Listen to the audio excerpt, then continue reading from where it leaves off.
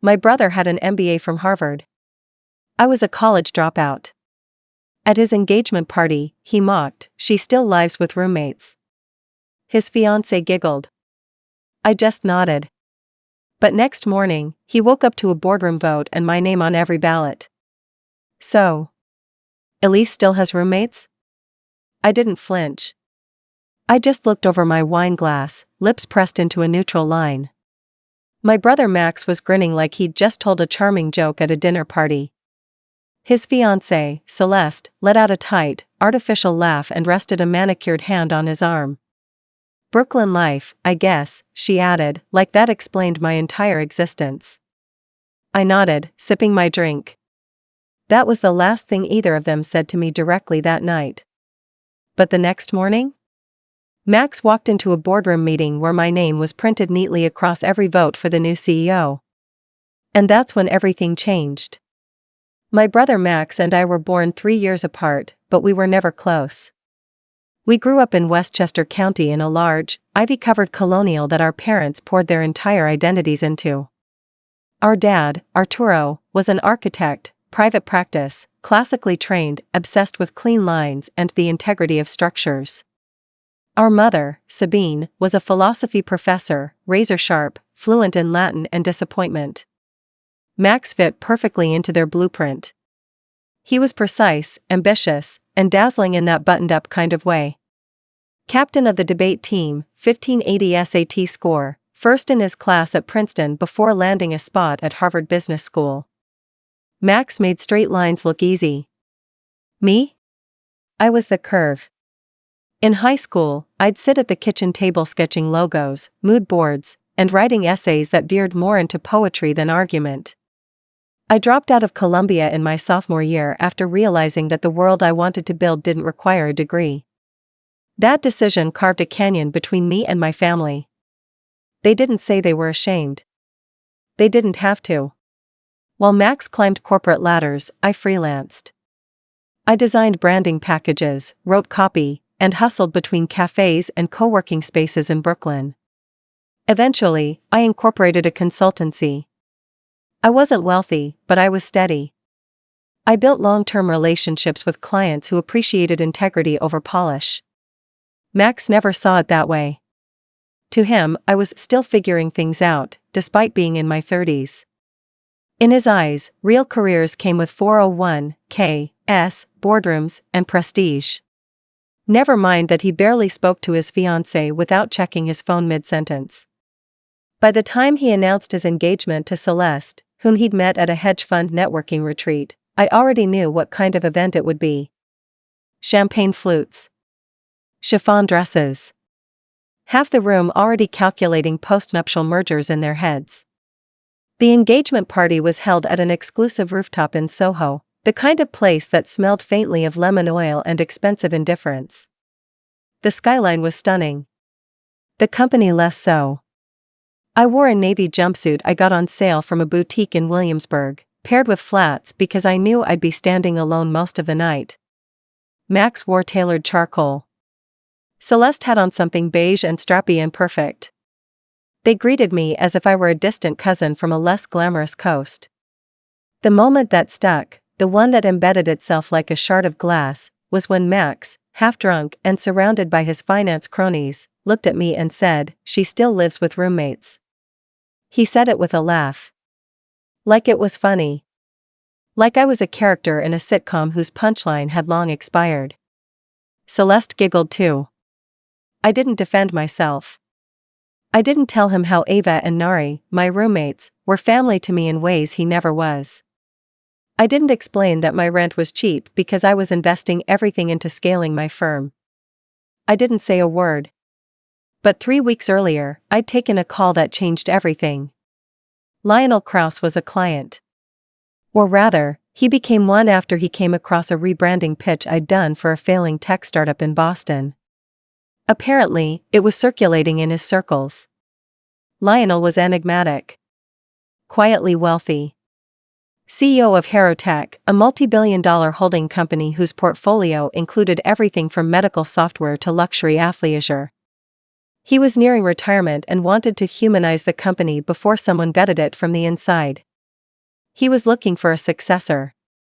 I didn't think I was being interviewed when we met for coffee in Flatiron. But he had a way of watching people like he was collecting data. He asked me how I'd handle hostile board members, how I approached legacy branding, what I thought about corporate transparency.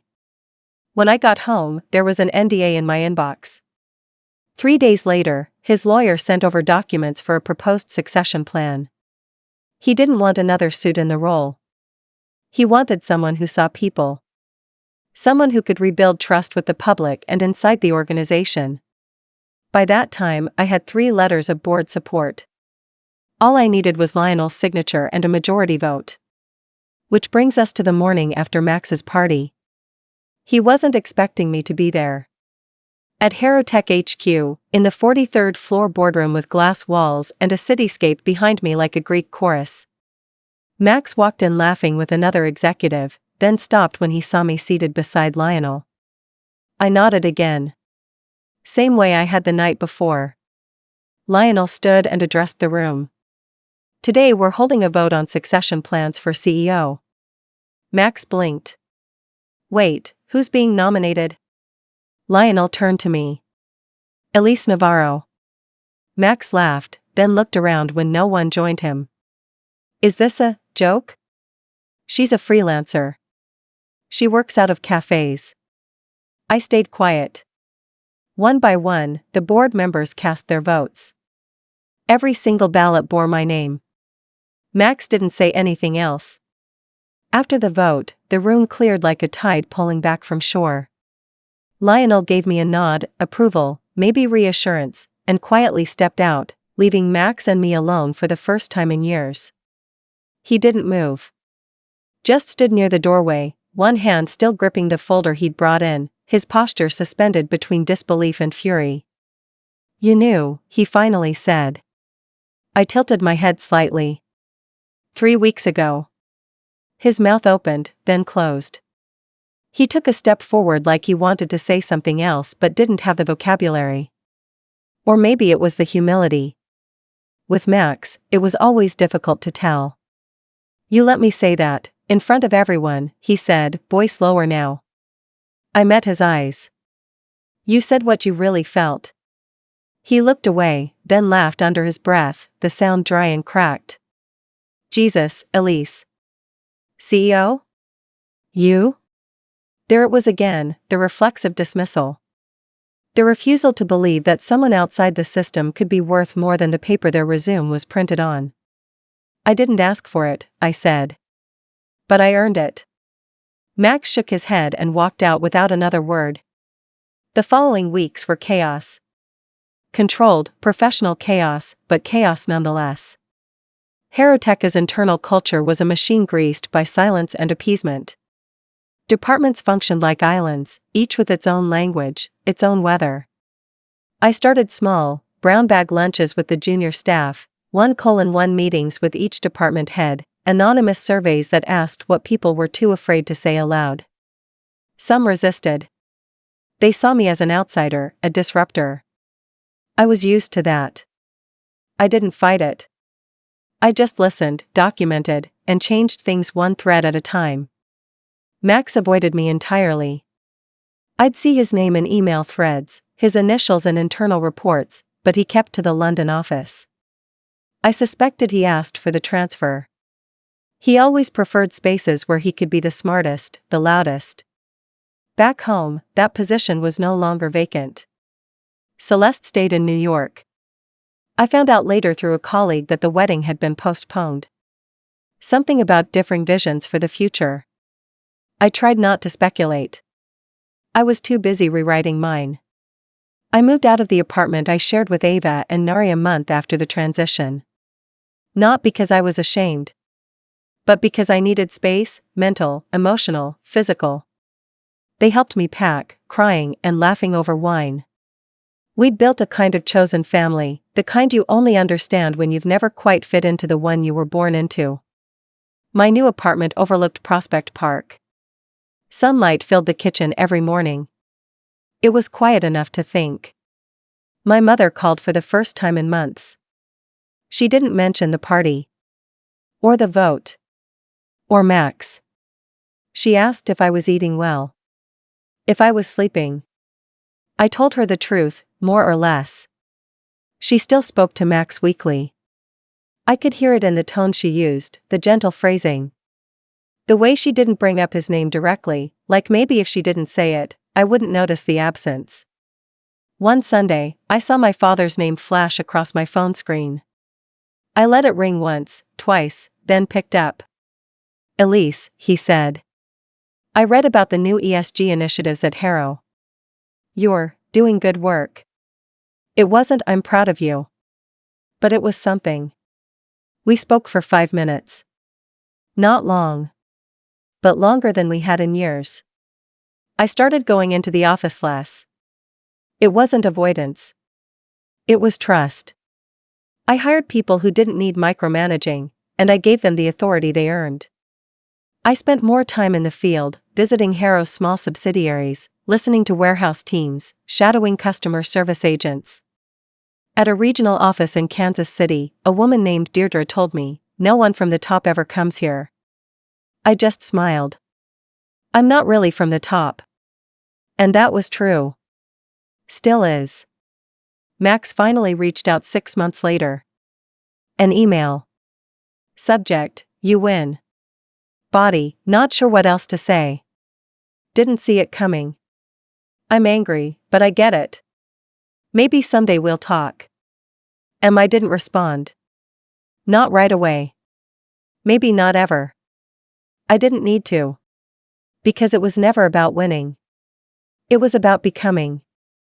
Weeks turned into months. Seasons shifted. And the silence between me and Max grew roots. I didn't write him back. I thought about it, of course. Drafted replies in my head, some snarky, others compassionate, none of them quite right. I'd open the email again late at night, rereading the 4 lines over and over as if they might rearrange themselves into something more meaningful. "You win." That line stuck with me like a splinter. Because this wasn't a game to me. But maybe it had always been one to him. Life is a race, success as points, relationships as moves on a board. And losing, especially to me, wasn't something he'd accounted for. Celeste reached out, too, but only once. A private LinkedIn message, of all things. "I've always admired how you carry yourself. Sorry for that night." I was following Max's lead. "Hope you're well." It was short. Polite. Too clean. I didn't respond. Because while I didn't hold a grudge, I wasn't interested in rewriting history with people who only saw my worth in hindsight. Instead, I poured myself into the company. Into people. We expanded our mentorship program across 5 continents. I visited our Johannesburg office in late March and spent a week embedded with junior staff, learning about their onboarding experience, their frustrations with reporting structures. In Osaka, I sat in on team retrospectives translated in real time, watching how process fatigue translated across cultures. I didn't bring an entourage. No press team. No fanfare. Just a notebook and questions. I was tired of executives who talked at people. I wanted to talk with them. It was exhausting. And invigorating. And more fulfilling than anything my family had ever deemed successful. My parents invited me home in April. It was a rare thing, an email from my mother with the subject line, "Dinner?" No long explanations, no emotional olive branches. Just a time, a date, and an address I hadn't visited in almost 4 years. The house hadn't changed. The same bay windows. The same two-stiff couch in the parlor. The same abstract art pieces my dad swore balanced the room. My mother opened the door and looked at me like she wasn't sure whether to hug me or apologize. So she did neither. We sat around the dining table. The good china was out. My dad had made something French and overly complicated, and it tasted like nostalgia and guilt. For a long while, we just ate. Then my mother put down her fork. "Your brother's in London. He's not doing great." I nodded. I didn't know what she wanted me to say. He's not used to losing, my father added, tone flat. I glanced between them. He didn't lose. He just didn't win in the way he expected. They both seemed unsure what to make of that.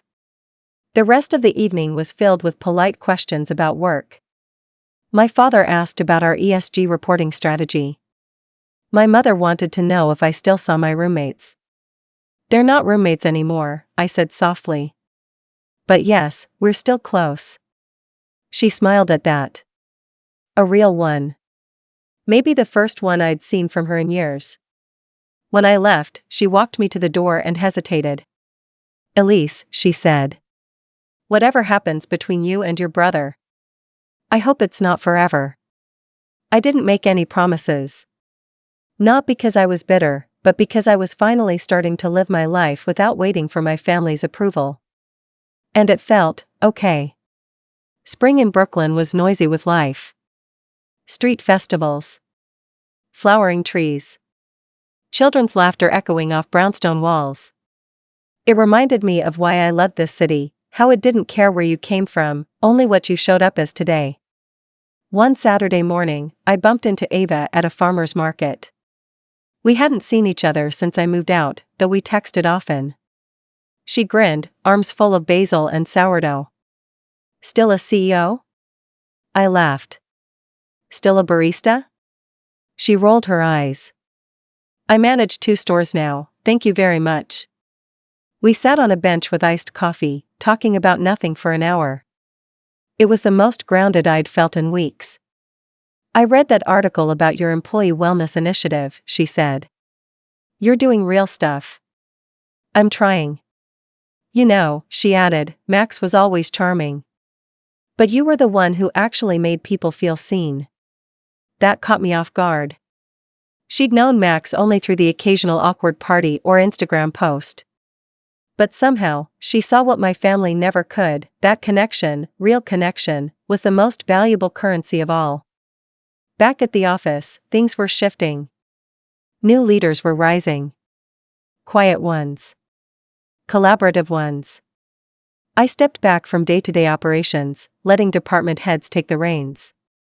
I became more of a listener, a navigator.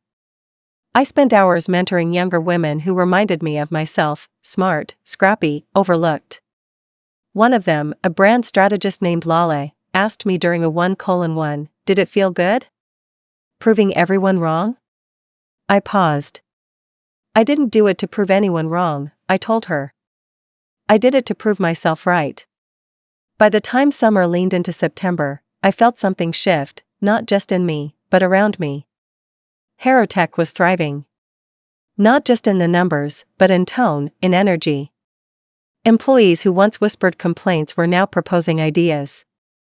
Innovation didn't come down from the top anymore, it bloomed from every level. That's when the board asked me to return to London. It wasn't a formal demand, more like a strong suggestion. The European arm of Harrowtech had been slow to adopt the new culture. Resistance was highest in the London office. I didn't have to ask why. Max officially, he was overseeing mergers in Central Europe, but I'd heard through internal comms that morale in his division was dangerously low. Teams were tense, reporting stalled, and turnover was spiking. Harrow's London leadership program, something he'd been assigned to spearhead, had gone dark after 2 months. It was time. I arrived in London unannounced.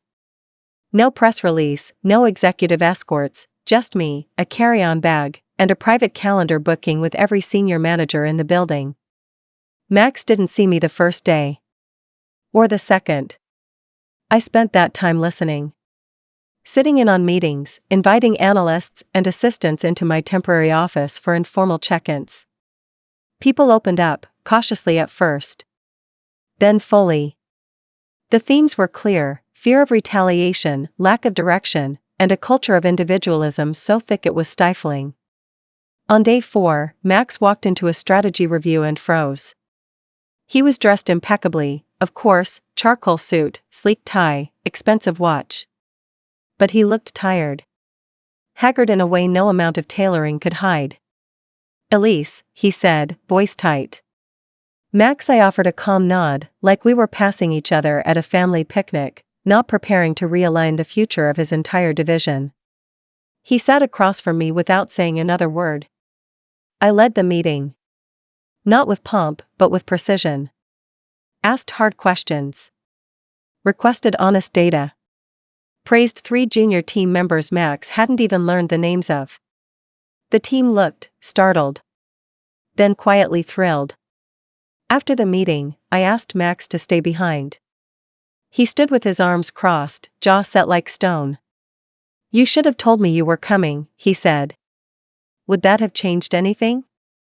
He didn't answer. I walked to the window, looking out over the Thames. The view was beautiful. So was the silence. "Your team's struggling," I said.